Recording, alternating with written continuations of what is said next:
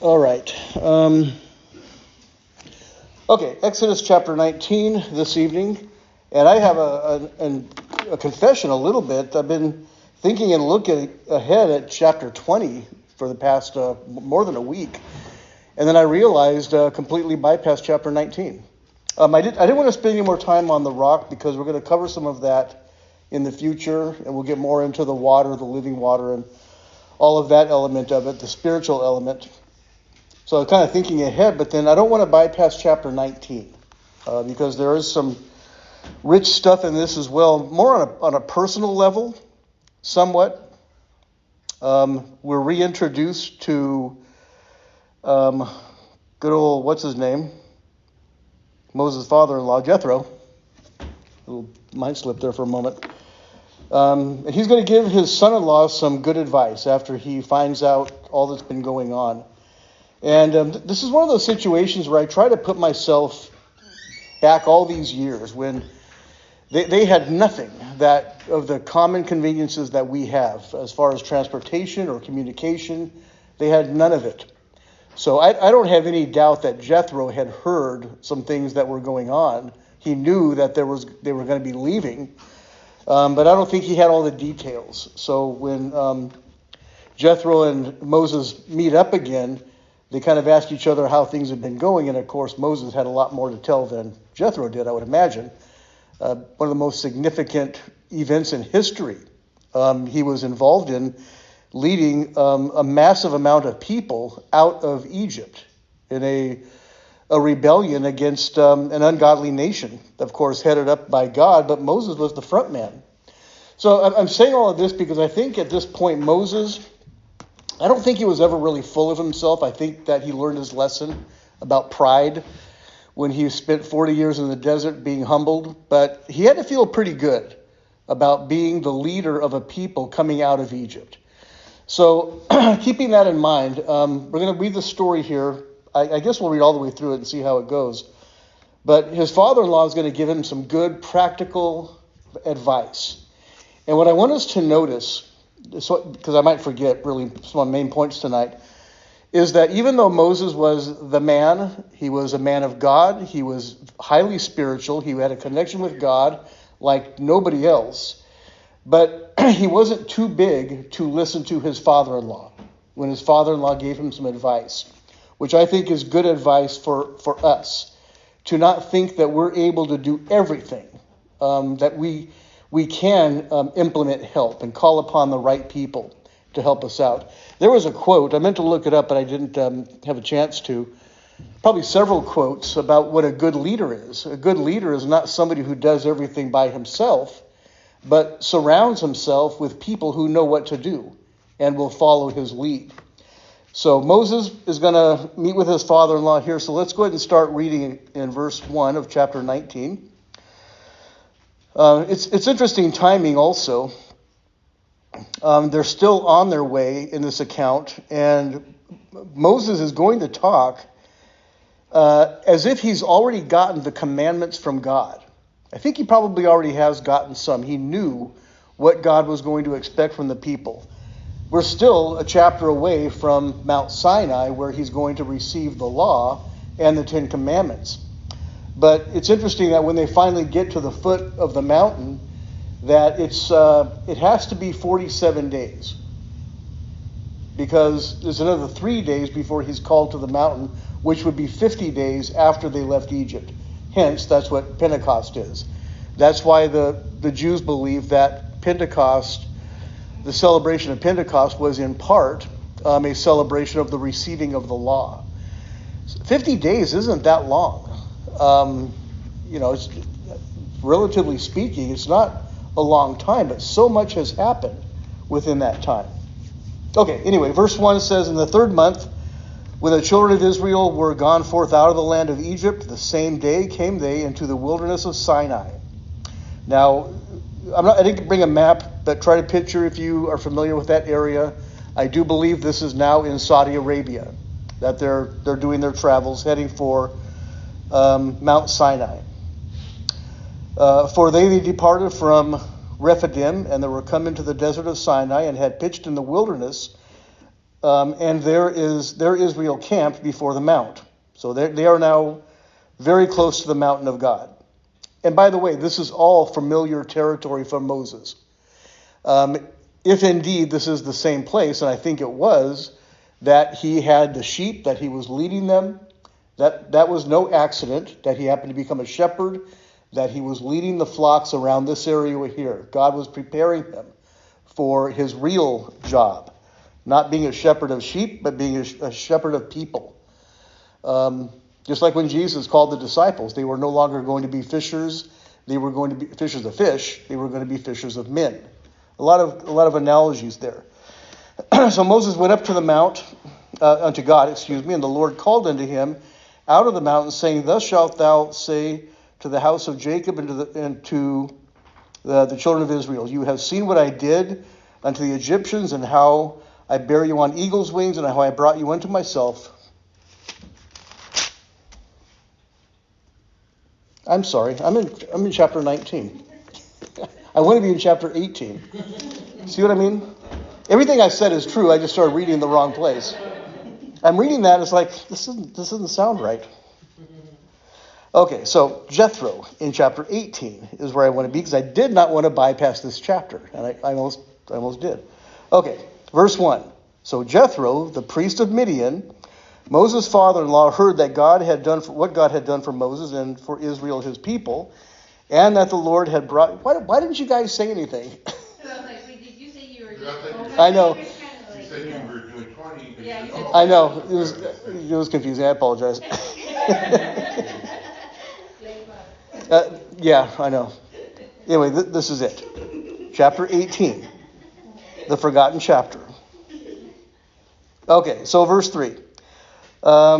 Verse 2. Then Jethro, Moses' father-in-law, took Zipporah, Moses' wife, after he had sent her back. You know, when I'm reading that, I'm thinking, this passage must be later on, more than I thought. But anyway, some things I do want to mention here. So Moses apparently did not have his wife and his sons with him during all that ordeal in the Exodus, when they were leaving Egypt. They were probably still with his father-in-law and his father's house, her father's house. So now Jethro brings them to him to meet him here at the foot of the mountain, or they're on the way to the mountain now. And her two sons, of which the name of one was Gershom, for he said, I have been an alien in a strange land. And the name of the other was Eleazar, for the God of my father said, He was mine help, and delivered me from the sword of Pharaoh. And Jethro, Moses' father-in-law, came in with his sons and his wife and Moses into the wilderness, where he had camped at the mount of God. And he said unto Moses, I, thy father-in-law Jethro, that's an interesting way of saying it, and come unto thee and thy wife and her two sons with her. And Moses went out to meet his father-in-law, and did obeisance, and kissed him, and they asked each other of their welfare. And they came into the tent, and Moses told his father-in-law all that the Lord had done unto Pharaoh and to the Egyptians for Israel's sake, and all the travail that had come upon them by the way, and how the Lord delivered them. And Jethro rejoiced for all the goodness which the Lord had done to Israel, whom he had delivered out of the hand of the Egyptians. At this point, I want to just remind us about Jethro. It's been a long time since we've actually talked about him, probably in the early chapters of Exodus, when Moses first met Zipporah and Jethro and was introduced. He's called the priest of Midian, but he was not a Jew. He was a descendant of Abraham, probably through one of Abraham's other wives after Sarah passed away. So he was not part of the covenant line of people, but he's still called the priest of Midian. And I do think the Semitic people had an honorable priesthood that God did recognize. It was called the patriarchs. The oldest male was the priest, or the high priest, and he would do the offerings on behalf of his family.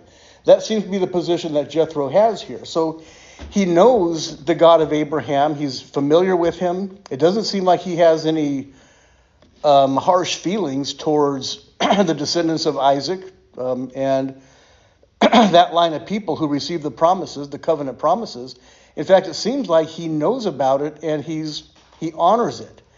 Whether or not he ever actually became part of that covenant people, I don't know for sure. But he was very religious as far as, I would even say, spiritual. He knew God. I would say that we would probably refer to him as a saved man.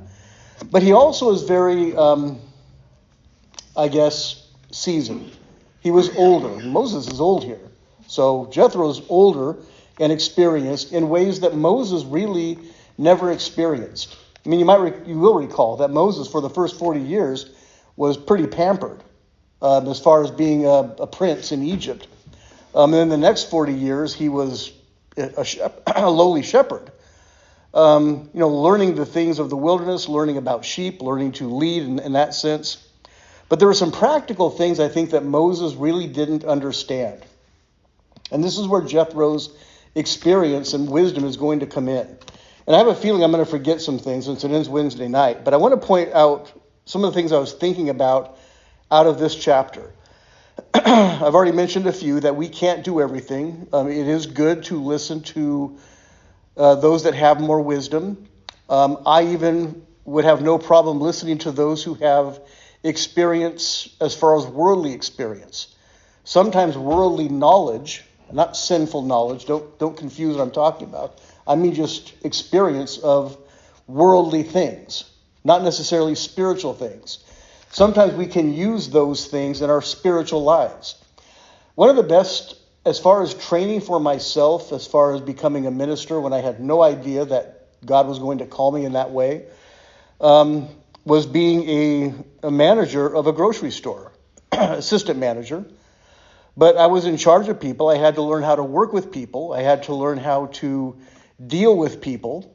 And that experience really helped out as far as some of the things that I bring into my spiritual life. And I would guarantee that if you think about your own personal life, there are some things that you gained either through maybe school or just life in general that is beneficial in spiritual things that aren't necessarily spelled out in the scriptures. So I think this whole chapter here shows how Moses was willing to listen to somebody and not ignore his father-in-law and his advice that he had for him. So Jethro is rejoicing here in all that God had done. He's not jealous in any way. He was not like the people we met back a couple of chapters ago, or the previous chapter, that were angry. It was a completely different people. Jethro is very favorable to the people of God. And by the way, you all know this, but that whole struggle going on in the Middle East with all those Arabs and Israel, it's all the same people.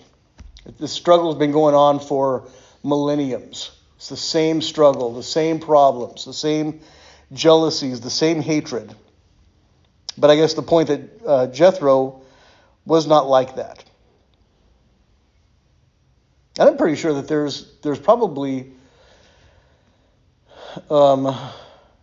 Middle Eastern people who feel the same way. They're not hateful people. There are good people there that do want to know. They want to learn. I believe they want to know about God, but they're just not given an opportunity oftentimes. Anyway, back to this. So Jethro said, "Blessed be the Lord who hath delivered you out of the hand of Egypt, out of the hand of Pharaoh, and delivered the people from under the hand of the Egyptians. Now I know the Lord is greater than all gods. For in the thing wherein they dealt proudly, he was above them." And referring to the Egyptians and their idolatry. And Jethro, Moses' father-in-law, took a burnt offering and sacrifices for God. And Aaron came and the elders of Israel to eat bread with Moses' father-in-law before God. This is one of those transition periods where the covenant is going to go from being a patriarchal covenant, family covenant, to a national covenant with a national priesthood made up of these people here. It's changing quickly. So I would imagine a few generations later for Moses and Aaron to break bread in this sense with somebody who is not a Hebrew would probably be a problem, and rightly so. We don't break bread with people who are not part of God's covenant under any circumstances. We don't do it. The transition took place in that sense when Jesus came. And there was a transition from the law to the period of grace and the period of the church. And for a while there, when Jesus was here, there was basically two covenants that were working together simultaneously. We actually got into this a little bit last night in the Bible study. A question was raised. I'm not going to turn to the passage, so I want to kind of stick with this and get through this chapter. But there's a point where the disciples asked Jesus a question about some other disciples and things that they were doing, healings in the name of the Lord. And they were asking Jesus to call them out. And Jesus said, basically in short, I'm probably pretty poorly paraphrasing this, but he who is not against us is with us, or something to that effect. And people try to use that today, saying that we're all on the same page. We're all serving the same God. We do things a little bit differently, but it's the same thing. And quite frankly, it is not the same thing. That there was a period where those two covenants were working together, and Jesus acknowledged that. He was a Jew. He was obedient to the law of the Jews, even though things were changing to a period of grace. Yet he was still obedient in every way. So once he died and that veil in the temple was torn in two, that ended that covenant. Okay? And it probably took some time for the church, which was all Jewish, to really fully comprehend that. We see that in the book of Acts. Okay, back to this now. And he took the burnt offerings, they ate together. Verse 13 says, it came to pass on the morrow that Moses sat to judge the people. And this is where Jethro chimes in with some helpful advice. So Moses sat to judge the people, and the people stood by Moses from morning until evening. I had to think for a little bit on exactly what that meant. We're told not to judge, right? We don't judge one another. But they're going from a system where God was not part of it. All the laws that they had were Pharaoh's laws. They were to be obedient to him as a God, basically. And that's all that they knew. There really was no judgment for them as a people. Now that has completely changed. All of a sudden, that is all gone. Now they don't know what to do. They don't know how to worship. They don't know how to govern themselves as a people. So Moses is now given this measure of grace to explain these things to the people. I could imagine with those thousands and thousands of people that a lot of problems came up. How do we handle this issue? Whatever it might be. So Moses had to be the mediator and judge between these two people. Or more. Verse 11. So he sat back in verse 13, judging from morning until evening. Moses' father-in-law saw that he did to the people and said, what is this thing that thou do to the people? Why do you sit by thyself alone, and the people stand there from morning until evening? Moses said unto his father-in-law, because the people come to me to inquire of God. When they have a matter, they come unto me, and I judge between one another, and I do make them know the statutes of God and his laws. So Moses did have at least some sort of knowledge of the laws of God. And I think these laws were in effect already, verbally handed down from the time of even Abraham, and they were understood. They just weren't really fully in effect yet. Is that God's backside? His backside? Well, when God turns his back, the people do whatever they want. I see what you're saying. I don't think so. When you said that, there is a point coming up in a later chapter where Moses wanted to see God. It's the account where God put Moses in a cleft of a rock, put his hand over him, and God passed by and took his hand away, and Moses saw the backside of God. I wonder what that looked like.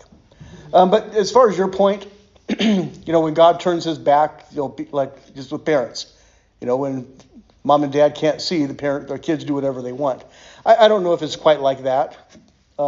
I think a lot of it was more ignorance on their part, not knowing what to do, and maybe a little bit of what you're saying too. So who knows?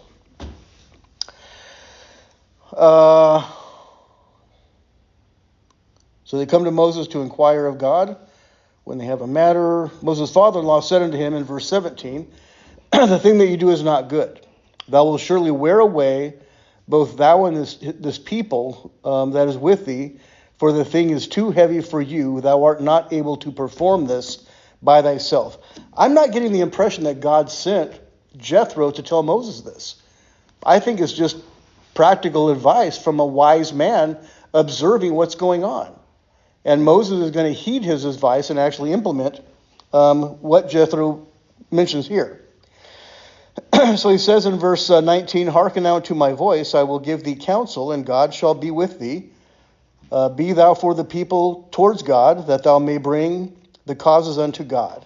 You shall teach them ordinances and laws, and you will show them the way wherein they must walk, and will work that they must do. Moreover, thou shalt provide all of the people able men, such as fear God, men of truth, hating covetousness, and place such over them to be rulers of thousands, rulers of hundreds, rulers of 50s, and rulers of 10s. I get the impression from that there were some who were not worthy of a position that he's talking about.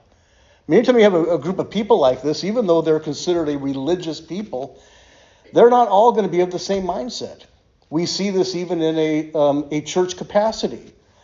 You might think that everybody in church is going to be spiritually minded and able to do whatever they're asked to do with all of their heart, without any sinful desires or a consistent lifestyle, or however we might want to look at it, but we know that that's not the case. Not everybody can fill just any position in the church. God qualifies people for certain positions in our case. And now what Jethro is suggesting is that you need to choose men who you know you can rely on to help you in this position, in what you're doing. So he says, let them, in verse 22, let them judge the people at all seasons, and they shall have a very great matter, they shall bring it to you. But every small matter they shall judge, so it shall be easier for thyself, and they shall bear the burden with you. And thou shalt do this thing, and God command thee so, and then you shall be able to endure, and all the people shall be able to go to their place in peace. So Moses hearkened, listened to the voice of his father-in-law, and did all that he said. That, when I read through this, that really impressed me. That as high as Moses was now, I mean, at one time a ruler of Egypt, now the leader of God's people, the seen man that is leading God's people, he had no problem listening to somebody such as his father-in-law, who was, for all intents and purposes, just a lowly shepherd himself, just a common man. But he had good wisdom to offer Moses, and he did not hesitate to listen to his advice. I think that speaks high of Moses and his integrity, even at this point. In verse 25, Moses chose able men of all Israel, and he made them heads over all the people, the rulers of thousands, rulers of hundreds, rulers of 50s, rulers of 10s, that they should judge the people at all seasons, the hard causes that they brought to Moses, but every small matter they judged themselves. And Moses let his father-in-law depart, and he went his way unto his own land. So there's a couple of instances in the New Testament I want to look at just briefly that really correspond with us and are relevant for us today. The first incident is in Acts chapter 6. Acts chapter 6. Early on in church history, not too long after the day of Pentecost, the church is beginning to grow. The 12 apostles, 11 apostles at this point, really have their hands full teaching and guiding and leading. I mean, their whole purpose was to teach the people what they had learned from the Lord and enable men to be leaders in their place as well. So a similar situation, only with a sort of a New Testament twist. So let's read this. Verse 1 says, "In those days when the number of the disciples was multiplied, there arose a murmuring of the Grecians against the Hebrews." These are church people, the Greeks, against the Hebrews, because their widows were neglected in daily ministration.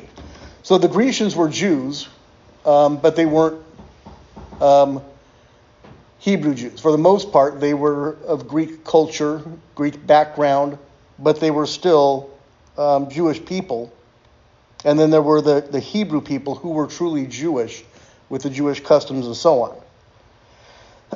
Then the 12 called the multitude of the disciples unto them, and said, "It is not reason that we should leave the word of God and serve tables. Wherein, brethren, look for yourselves among you 7 men of honest report, full of the Holy Ghost and wisdom, whom we may appoint over this business." So they're actually instructing the people to look around, choose men who are capable of doing this. Again, we see that not everybody who was a part of this first church would be qualified to do what they're asking. So they had to look, and then they brought it before the disciples, or the apostles rather, and then they would ordain these men in this position. Of course, as you know, this is the ordination of what we call deacons, or the beginning of the office or position of deacons. And the whole purpose was so that these apostles can give themselves continually to prayer and to the ministry of the word. The saying pleased the whole multitude, and they chose Stephen, a man full of faith and the Holy Ghost, and Philip, and Prochorus, and Nicanor, and Timon, and Parmenas, and Nicholas, a proselyte of Antioch. So you got 2 guys there with similar names, whom they set before the apostles, and they had prayed and laid their hands on them. The word of God increased in the number of the disciples, multiplied in Jerusalem greatly, and a great company of priests were obedient to the faith. So priests, those who were Old Testament priests, were observing this, getting under conviction, and submitting themselves to this new covenant. Obviously, they were saved, as we would say, but they were submitting to this. And then, of course, there arise, I'm trying to see how far I should go. There's another account I want to go to. It actually came to me before I had a chance to look at it. It's probably familiar for you. It's in 1 Corinthians, and it has to do with one brother taking another brother to court. So if you can find that before I do, I would be... How do they know who is Jew? What's that? How do they know Jew from non-Jew? I'm sure they had ways of knowing by practice. I don't know specifically. I think it identifies them for our benefit as Jews, so it was knowledgeable. How do they know who a Jew is today in any given country? Because people were serving food, so the person that was serving had to discriminate. There had to be some sign, but Somewhat? for all intents and purposes, there had to be a certain sign that Well, I think as far as the congregation is concerned, I'm sure they knew each other well enough to know who was Jew and who wasn't. You know what I mean? Chapter 6, thank you. So, you get points, yes. Okay, so let's start in verse 1 here. This is what I was thinking of. So verse 1 says, "Dare any of you, having a matter against another, go to law before the unjust and not before the saints? But you know not, do you not know that the saints shall judge the world?" I've always found that fascinating. What are we being trained for? What are we being groomed for in the future? We are going to, essentially, I say we, hopingly, trustingly, the church, maybe I'll say, is going to rule and reign with Christ. I mean, there's the similarity with what was going on even in the Old Testament time, what goes on in the New Testament times. The saints are going to judge the world. To what capacity and to what extent in that day, I can't even say. I don't know what it's going to be like at that time. But we're being groomed to be judges, to determine these things on behalf of other people. So Paul makes that point here in this chapter. The saints will judge the world, and if the world shall be judged by you, are you unworthy to judge the smallest matters? Know you not that we shall judge angels? There's another interesting point. That we, the saints, will judge angels. I don't know exactly what that means, but we will one day be sitting in a position much like what we're discussing. How much more things that pertain into this life? If then you have judgments of things pertaining to this life, set them to judge who are least esteemed in the church. I speak to your shame. Is it so that there is not a wise man among you, no, not one, that shall be able to judge between his brethren? And I might read more, but I just want to make this point. There have been churches that have divided over the smallest things because they couldn't come to an agreement. You have two different sides, seeing things completely differently. Somebody was telling me recently, it was a pastor, I forget who it was, but talking about years ago. I always thought this was a joke, just kind of like a running joke.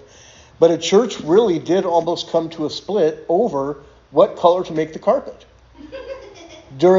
Apparently, in this case, during a church service, not a business meeting, but a preaching or teaching service, some of the ladies were out discussing heatedly what color the carpet should be, or what type it should be, shag or whatever the case is. And it got pretty bad. So the pastor said, this has to stop. We are not going to talk about carpet anymore for at least, I forget 6 months or whatever. But that's being put on hold. It's causing a problem. But human beings are funny. We people are funny. We get these ideas in our mind, and we almost think that we are the only ones that are in consideration when there's a group of people that need to be considered as well. There is a matter of discerning and coming to an agreement for the greater good than just for my personal feelings. This type of idea can go in so many different ways. Brethren arguing against one another. There was a church, a very famous case actually. It was in the national papers back in the early 70s, I believe. It was called the Traskwood case. A church in Arkansas. I used to have the book that talked about this. But in any case, some of the people in the church did not like what the pastor was teaching, so they split, or they voted him out of office, but a pretty good majority of people were with the pastor. And it divided the church. And one group went to court against the other group, saying that the property belongs to us. But the majority was the one that actually ended up staying there. The whole thing became a big deal, and this passage was brought up. These Baptist people can't even decide among themselves scriptural things. Paul says that he says this to their shame. When church people become so carnally minded that they allow really frivolous and trivial things to become that dominant in their minds, it is a shameful thing. God's people should be better than this. And there are men who should be able to judge and discern. I always mention this, but there were several in the church when Susan and I got into church. A couple of the older deacons, wise men, who were able to kind of calm things, and they would be the go-to guys when matters would come up. But God has these plans in place for our benefit. So Moses learned I think a pretty important lesson from his father-in-law. Again, I don't know if God set Jethro up to do that.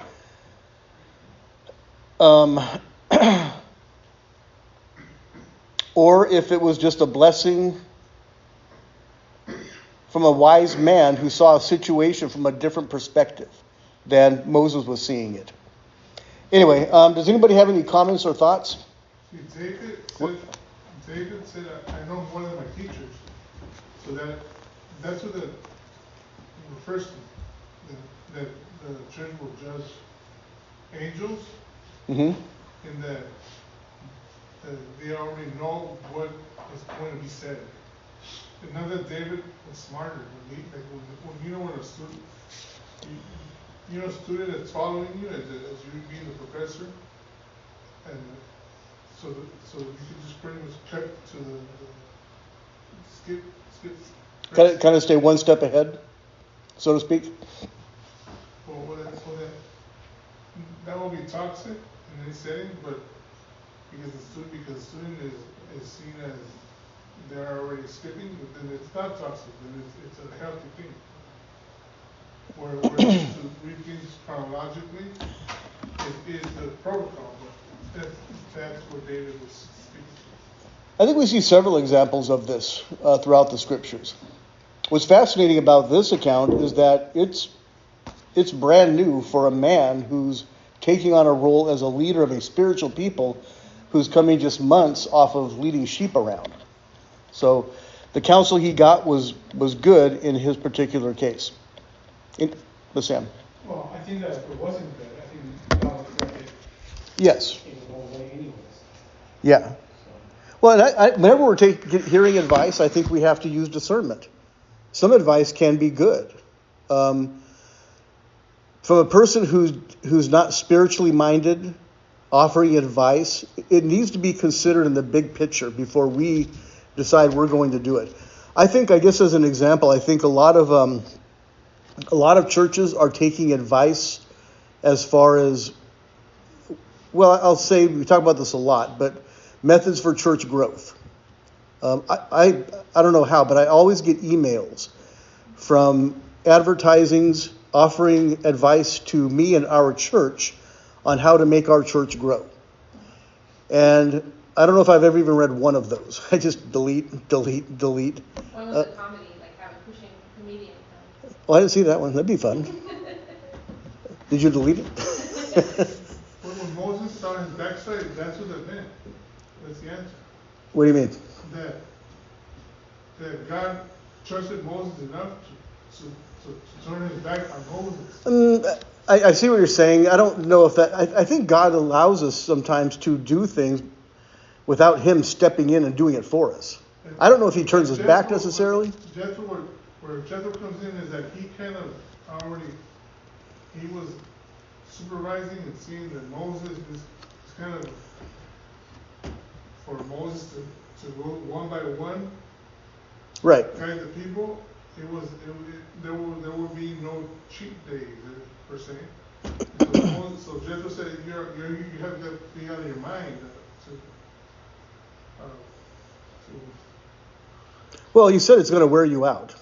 That it's going to be bad for you and bad for the people if you continue the way it's going. Not that the service itself is bad. It's just that it's